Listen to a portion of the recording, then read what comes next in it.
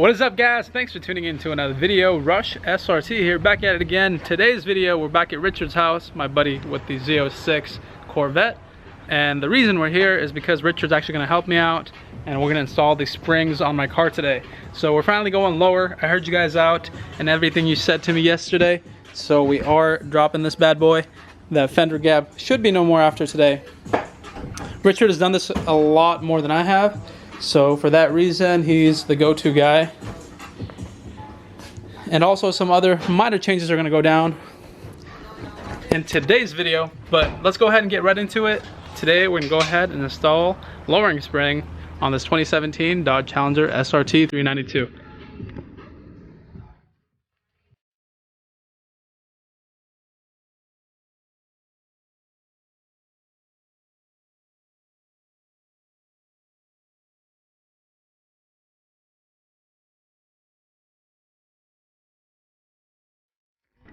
Alright guys, in order to install springs, you will need a spring compressor tool. Now these can be rented at your local AutoZone or O'Reilly. So you will need this tool in order to compress the springs because it can be very dangerous if you don't do this. So this is called a spring compressor tool. You'll have to rent this in order to knock out this install. Alrighty guys, so I went ahead and jacked the car up. As you can see here, we did it from the rear differential. The reason we did this, it just makes it a lot easier to work on both sides. Instead of jacking up one side and moving to the other and trying to jack that up too. So we feel like this is probably the best way to go about it. And we use the block just to kind of protect things from bending or anything like that.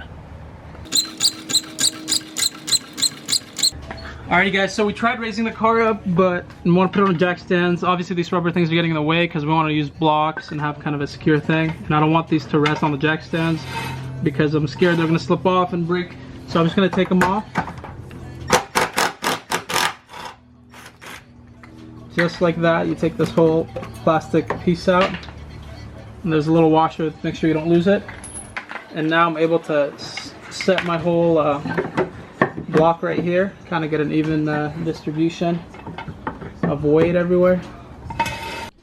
Also guys, for safety, just remember to use your driveway chalk to make sure the car doesn't roll, because you will have the rear end up in the air like that. So just precaution.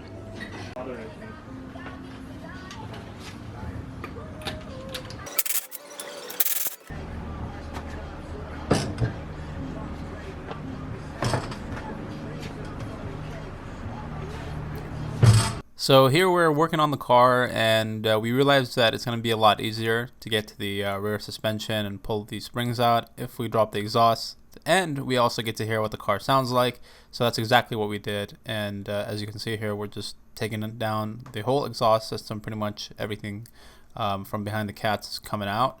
And we do a little startup for you guys. Alrighty guys, so we pulled the exhaust out because it's going to make things a lot easier as we work down there, and also because we need to hear the way this thing sounds without the exhaust. So that's exactly what's about to go down. We're about to slide the exhaust out of here and give you guys a true startup. Will you just set the camera?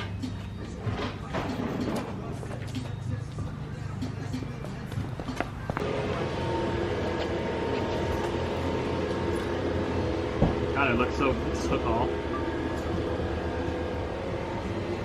Go ahead.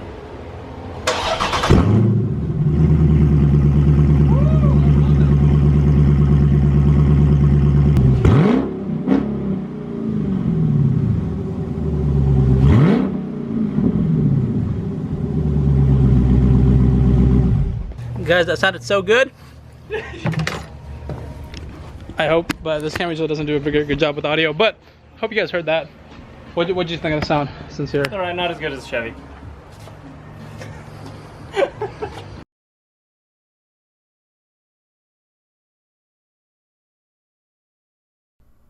Alrighty guys, so go ahead and remove the rear suspension components here to get to the spring. It's very easy.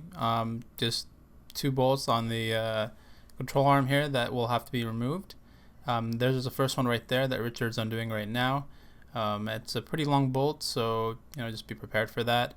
So you're going to remove that one, and then you're going to remove this other one that he's about to get to right now, which is right here. And that'll be it. Those are the 2 bolts you really need to take out to be able to get the spring out of there.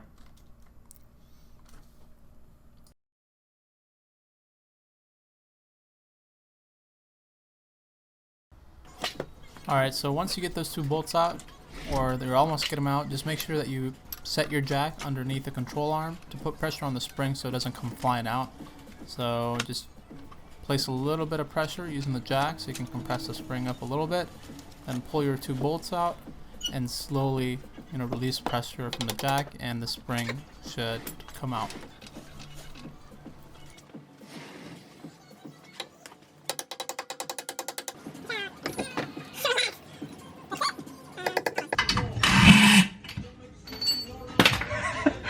All right.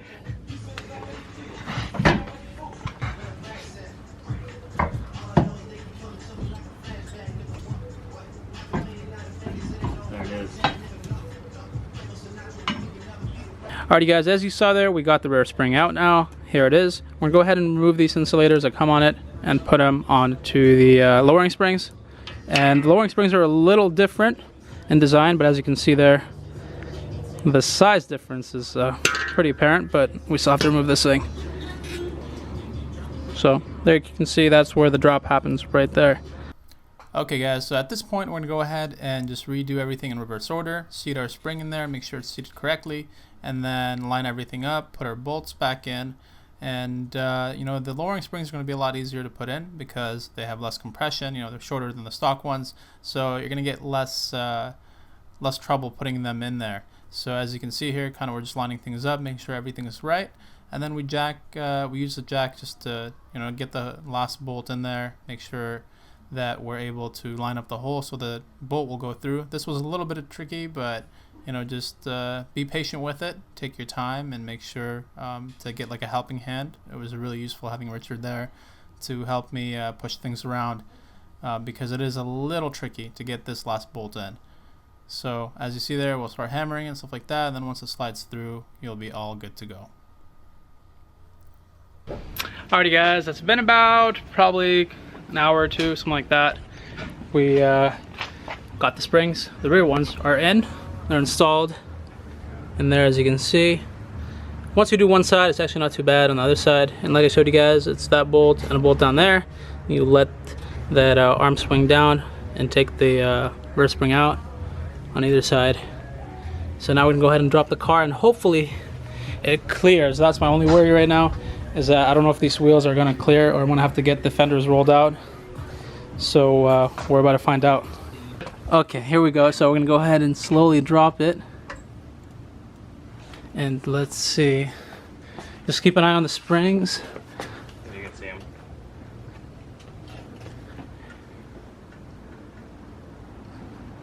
Okay. It looks like it's higher than before. No, I'm just kidding. Oh, fuck. It was at this moment he knew. He fucked up. Oh, it's still going. Jesus. God damn. That's not even settled yet. That is super low. Why is somebody from Diamond Bar calling you? I have no idea. That is way lower than I anticipated, Richard. It's actually really low. It says 1.2 in the front, and is the rear like 1.7? Maybe. Maybe. Oh my god, what did I do? Do you think they're sitting right? Wait a minute, I can't even get the jack out. What?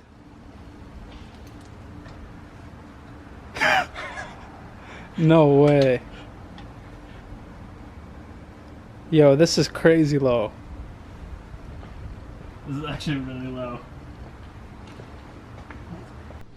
Or it's fucking low. Okay, guys. So we just finished lowering the back, and as you guys saw, it was way too low. Like we couldn't even get the jack out, which is alarming. I didn't think it was gonna be that low to begin with, but damn. Now we have to put the car in blocks in order to get the jack out because there's no clearance. So this is turning to be a nightmare really fast.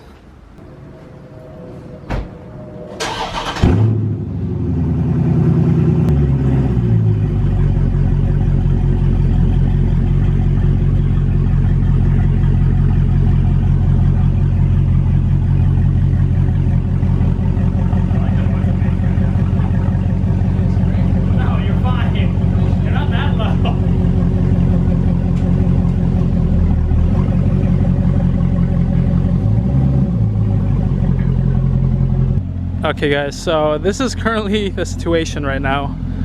The back has been dropped, the front hasn't been yet. But I didn't realize these springs are so fucking aggressive because the tire is in there already. It's like almost tucking the tire into the fender well. It is like stanced.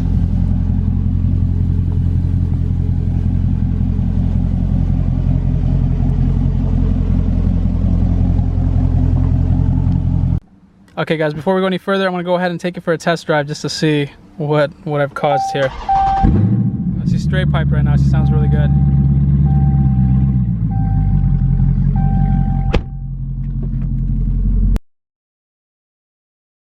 Okay, that's all the test drive I needed. You guys witnessed the whole thing. These are coming off right now. I heard way too much in just a small circle. I swear to God, everything's rubbing. Everything. Nuh-uh. Nuh-uh. I told you, let's try one. God damn, what did I do?